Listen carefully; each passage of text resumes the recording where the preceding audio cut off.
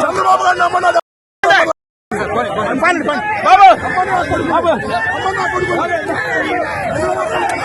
నోరు సంపాదించుకుని మాట్లాడంబటి గుర్తు పెట్టుకో.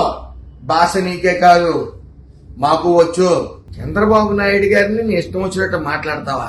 అది నీ బుద్ధి ఉందా? సంస్కారహీనుడా, చెత్తనాయాలా, ఏం మాట్లాడతావు? సృహుని మాట్లాడుతున్నావా నువ్వు అని అడుగుతా ఉన్నాను. నీ అధినాయకుడి బుద్ధి ఉంటే మీ అందరికీ బుద్ధి ఉంటది. మీకు ఒకటి గమనించట్లే, ఇలాంటి భాష మాట్లాడే మీరు కోల్పోయింది అధికారం మాత్రమే కాదు, ప్రతిపక్ష హోదాను కూడా కోల్పోయారని మీరు గుర్తించట్లే. అంటే మీరు ఫెయిల్, రాజకీయాల్లో మీరు ఫెయిల్. ఇంకా బుద్ధి రాకుండా డైవర్ట్ పాలిటిక్స్ చేస్తూ నీ ఇష్టానుసారం మాట్లాడతావా? దరిద్రుడా, నీ ఇంట్లో వాళ్ళు కూడా సిగ్గుపడతారా ఇలాంటి మాటలని?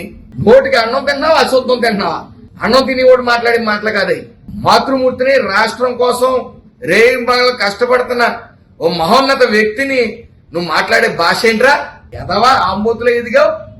ఆంబోతు అంటే ఇదేదో బాగుందని చెప్పి ఆంబోతులాగా అచ్చొసిన ఆంబోతులా రంకిలేస్తావు. ఎదవా, నీలాని సంస్కారహీనుని రోడ్ల మీద కూడా తిరగనివ్వకూడదురా ఎదవా. సభ్య సమాజం అటు ఉంచేయి, ఇంట్లో వాళ్ళు కూడా సిగ్గుపడతారు.